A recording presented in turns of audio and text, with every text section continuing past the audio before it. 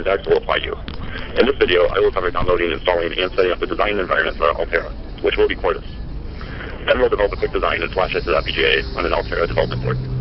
So this is a diagram of the design that we're going to make in our Hello World application for this video. You can see I'm using a development board called GE2464. And so this blue box is the development board itself. And this gray box is Altera Cyclone 4 FPGA that is on the development board.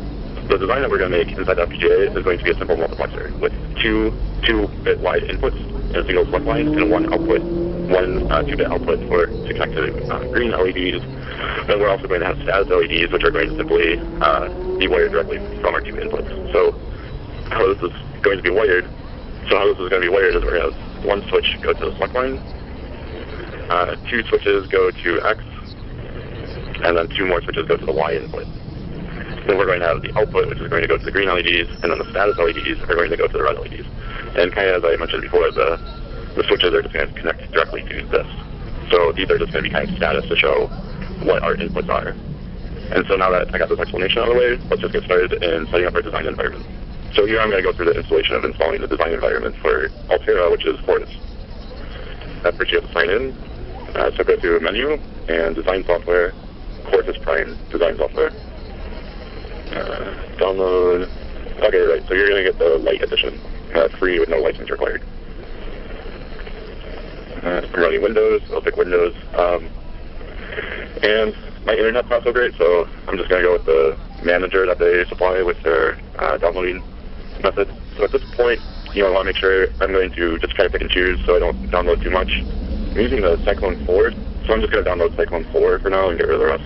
And then in additional software, I'm just going to pick that help. I think the Quartus comes with its own programmer embedded, so I don't think you need the standalone.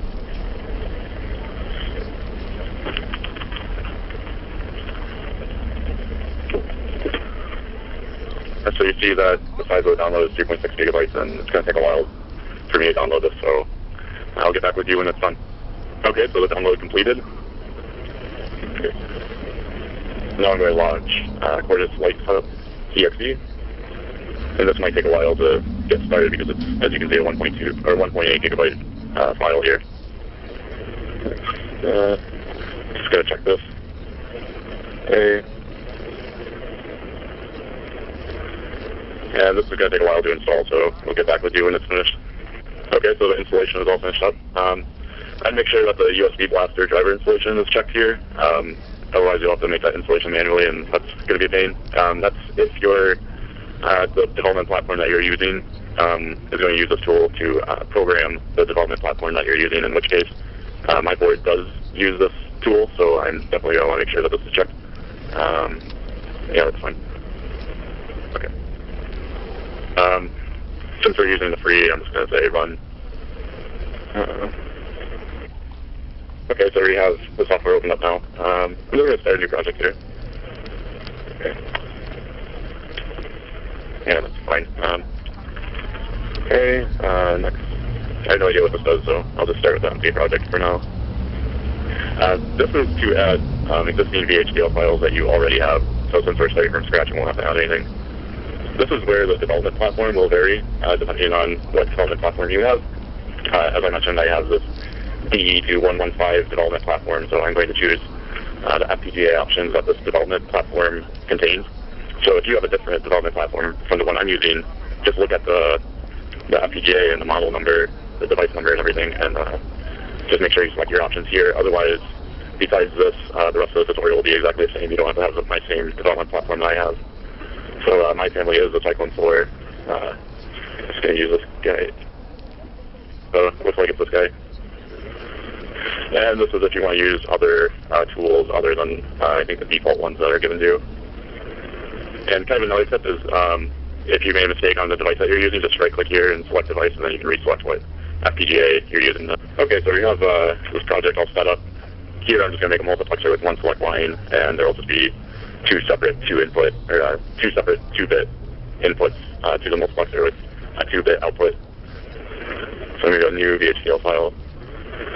And it's going to be this guy. It's not under the files. I think you have to save as. So it's going to save your VHDL file here.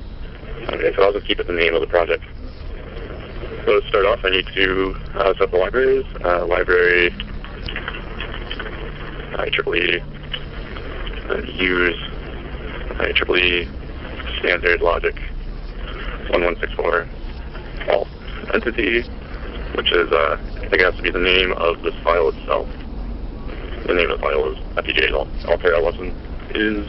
So this is going to be where you list out your ports. Okay, so here's my ports. I'm just going to use the first 5 switches on my board. So switch, which is an input. This is standard logic vector. That's going to be 4 down to 0. I'm going to use the red LEDs. I have green LEDs and I have red LEDs. I'm just going to use the red LEDs as the input and the green LEDs as the output. So like I said, this is going to be the status of the input to the multiplexer. So I just need a 4-bit slide plus here. The reason why I have a 5-bit multiplexer switches is 2 for first input, 2 for second input, and a 5th for the select line. And LDG green out, and that's a standard logic vector. And this is just going to be 1 down to 0 because this is the output of the multiplexer. And just get rid of the semicolon because it's here. Architecture behavior of begin. I'm not sure if I'm going to need signals for this logic, so I have a process that is dependent on the switch. Begin the process. End process. Also need to end the behavior. I started the process here with switch in the sensitivity list. That means that this process will start based on the switch. So if the switch changes, this process will get executed. So if switch 4 is high, then in software you might be used to using a double equal sign for if conditions, but VHDL is just 1. Okay, so I'm going to make a signal here to basically act as a buffer between the green LEDs and this logic here. So I'll do LDG green. We'll get assigned the signal I'm making, which I'm going to call M out. So I need to create the signal up here. So signal M out is a standard logic vector, and that's going to get assigned to the LDG green, which is why I'm going to make it also 1 down to 0.